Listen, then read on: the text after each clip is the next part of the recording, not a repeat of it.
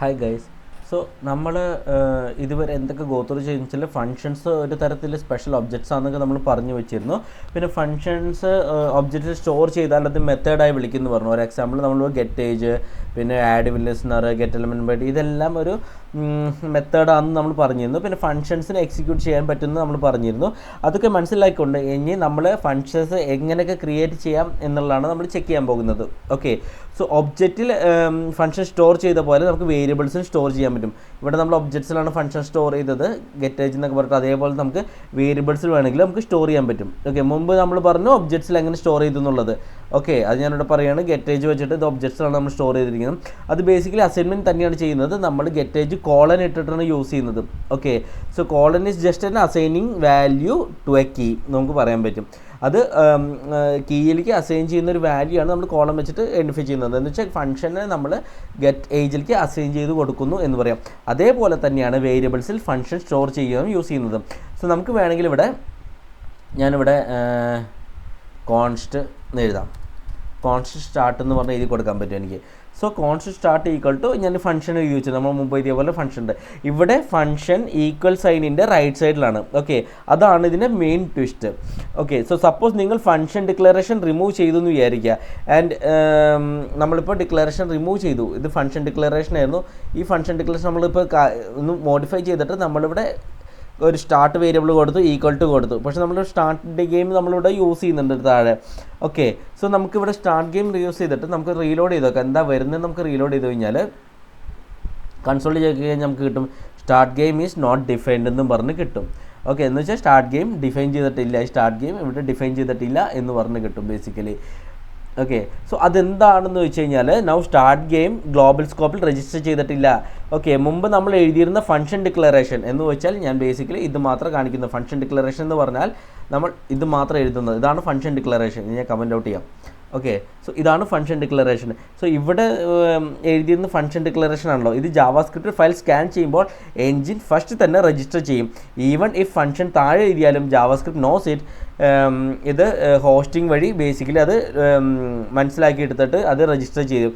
Okay, പക്ഷേ നമ്മൾ ഇങ്ങനെ എഴുതി കഴിഞ്ഞാൽ ഇപ്പോൾ നമ്മൾ മുമ്പ് എഴുതിയ പോലെ ഒരു വേരിയബിളൊക്കെ ഇട്ടിട്ട് നമ്മൾ ഇങ്ങനെ എഴുതി കഴിഞ്ഞാൽ ബേസിക്കലി എന്ത് പറ്റുമെന്ന് വെച്ചാൽ ജാവാസ്ക്രിപ്റ്റ് വിചാരിക്കും ഫംഗ്ഷൻ ക്രിയേറ്റ് ചെയ്തിട്ടില്ല, but it's not registered. Function create ചെയ്തിട്ടുണ്ടാവും, പക്ഷേ it's not registered globally under start game.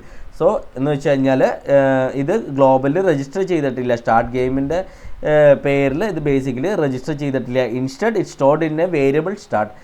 അതിന് പകരം ഇത് സ്റ്റാർട്ടിലാണ് ആക്ച്വലി സ്റ്റോർ ചെയ്യപ്പെടുന്നത്. ഈ ഫംഗ്ഷൻ സ്റ്റാർട്ടിലാണ് സ്റ്റോർ ചെയ്യപ്പെടുന്നത്. സോ നമ്മൾ എങ്ങനെ യൂസ് ചെയ്യുന്നത് വെച്ചാൽ നമ്മൾ ഈ സ്റ്റാർട്ട് കോപ്പി ചെയ്തിട്ട് ഇവിടെ പേസ്റ്റ് ചെയ്യുക. ഈ സ്റ്റാർട്ടാണ് നമ്മൾ ഇനി യൂസ് ചെയ്യേണ്ടത്. ഓക്കെ, സോ സ്റ്റാർട്ടിലാണ് ഈ ഫംഗ്ഷൻ രജിസ്റ്റർ ചെയ്തിരിക്കുന്നത്, അതുകൊണ്ടാണ് നമ്മൾ യൂസ് ചെയ്യുന്നത്.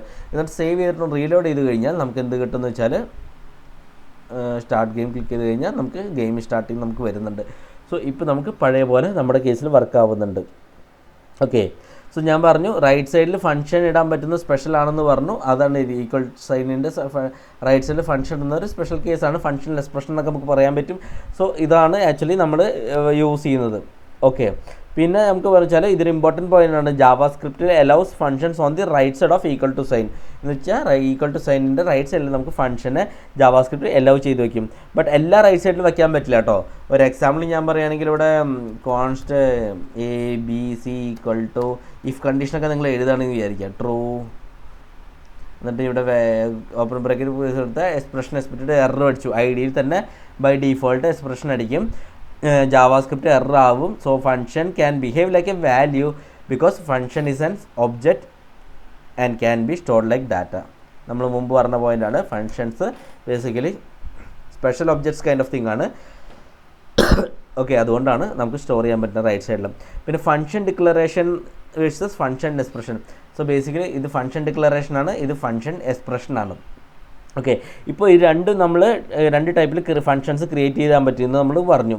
ഓക്കെ, സോ ഫംഗ്ഷൻ ഡിക്ലറേഷൻ എന്ന് പറഞ്ഞാൽ ഇതാണ് നമ്മൾ സ്റ്റേറ്റ്മെൻ്റ് ആയിട്ട് കൊടുത്തു. പിന്നെ ഇത് ഫംഗ്ഷൻ എക്സ്പ്രഷനാണത്. ഓക്കെ, ഇത് നമ്മൾ പിന്നെ അത് ജാവാസ്ക്രിപ്റ്റിൽ അപ്ഫ്രണ്ട് രജിസ്റ്റർ ചെയ്യും ബേസിക്കലി ഫംഗ്ഷൻ ഡിക്ലറേഷൻ എന്ന് പറഞ്ഞു കഴിഞ്ഞാൽ. So you can use it anywhere in the file. ഈ ഫംഗ്ഷൻ ഡിക്ലറേഷൻ ജാവാസ്ക്രിപ്റ്റിൽ ബേസിക്കലി അപ്ഫ്രണ്ടിലാണ് രജിസ്റ്റർ ചെയ്യുന്നത്. അപ്പോൾ നമുക്ക് ഈ പേര് എവിടെ വേണമെങ്കിലും നമുക്ക് യൂസ് ചെയ്യാൻ പറ്റും നമ്മുടെ ആപ്ലിക്കേഷനിൽ. ഫംഗ്ഷൻ എക്സ്പ്രഷൻ എന്ന് പറഞ്ഞാൽ ബേസിക്കലി ഇങ്ങനെയാണ് നമ്മൾ കൊടുക്കുന്നത്. ഇതാണ് ഫംഗ്ഷൻ എക്സ്പ്രഷൻ. ഇത് വാല്യൂ പോലെ ബിഹേവ് ചെയ്യുന്നു. So it's created when execution reaches to that line and it's stored in start. ഇവിടെ എത്തിയാൽ മാത്രമേ, ഈ ലൈനിൽ എക്സിക്യൂഷൻ എത്തിയാൽ മാത്രമേ ബേസിക്കലി ഇത് രജിസ്റ്റർ ചെയ്യുള്ളൂ, ഈ പേര് രജിസ്റ്റർ ചെയ്യുള്ളൂ. ഓക്കെ,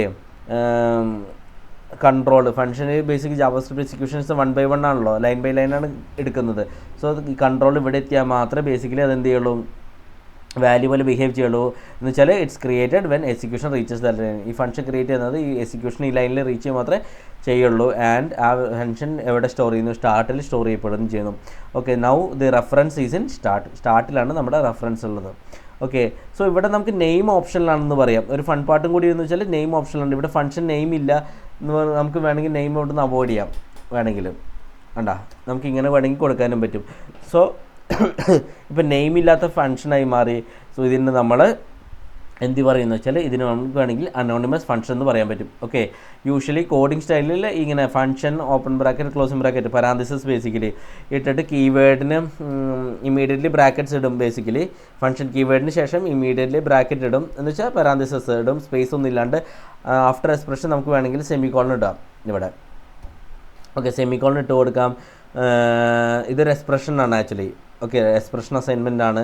സോ അതിന് വേണ്ടിയിട്ടാണ് നമ്മൾ സെമിക്കോളൻ ഉണ്ട്. Function declaration normal semicolon avoid ചെയ്യും.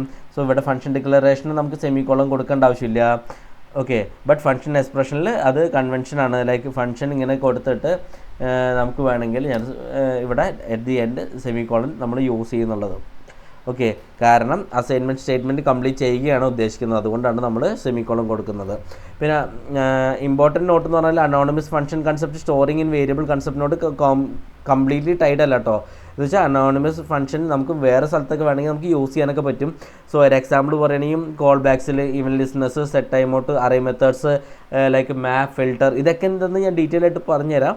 സോ ഇത് മനസ്സിലാക്കുക എത്ര ഡീറ്റെയിൽ. അനോണിമസ് ഫംഗ്ഷൻ ബേസിക്കലി ഇനി നമ്മൾ കുറേ മിക്ക സ്ഥലത്തും നമ്മുടെ ക്ലാസ് ഫോർവേഡ് പഠിച്ചുകൊണ്ടിരിക്കുമ്പോൾ തന്നെ ലൈക്ക് കുറേ ടോപ്പിക്സ് കവർ ചെയ്യുമ്പോൾ തന്നെ അനോണിമസ് ഫംഗ്ഷൻസും കുറേ സ്ഥലത്ത് നമ്മൾ യൂസ് ചെയ്യുന്നതാണ്. ഓക്കെ, സോ ഫംഗ്ഷൻ എക്സ്പ്രഷൻ എവിടെ യൂസ് ചെയ്യണം, ഡിക്ലറേഷൻ എങ്ങനെയാണ് യൂസ് ചെയ്യേണ്ടത്, എവിടെ യൂസ് ചെയ്യുക എന്നുള്ളതൊക്കെ നമുക്ക് പോകെ മനസ്സിലാക്കാൻ പറ്റും. ഓക്കെ, സോ നമ്മൾ പിന്നെ ഡിഫറൻസ് ലൈക്ക് ഹോസ്റ്റിംഗ് ഡിഫറൻസ് എന്താണെന്ന് നമ്മൾ ഡിസ്കസ് ചെയ്യും. പിന്നെ എക്സ്പ്രഷൻസ് എപ്പോഴാണ് യൂസ്ഫുൾ ആവുക ഡിസ്കസ് ചെയ്യും. പിന്നെ call backs and inline functions എന്താണ്, ഇതൊക്കെ നമ്മൾ ലേറ്റർ ഓൺ യൂസ് ചെയ്യും. പിന്നെ നമ്മൾ ആക്ച്വൽ റീസൺ ഇത് യൂസ് ചെയ്യണം.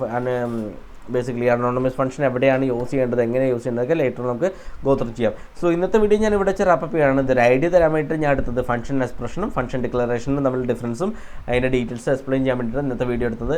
സോ ഇവിടെ ഞാൻ റാപ്പ് ചെയ്യാണ് ഇന്നത്തെ വീഡിയോയിൽ. നമുക്ക് നെക്സ്റ്റ് വീഡിയോയിൽ കാണാം. Thanks lot, by.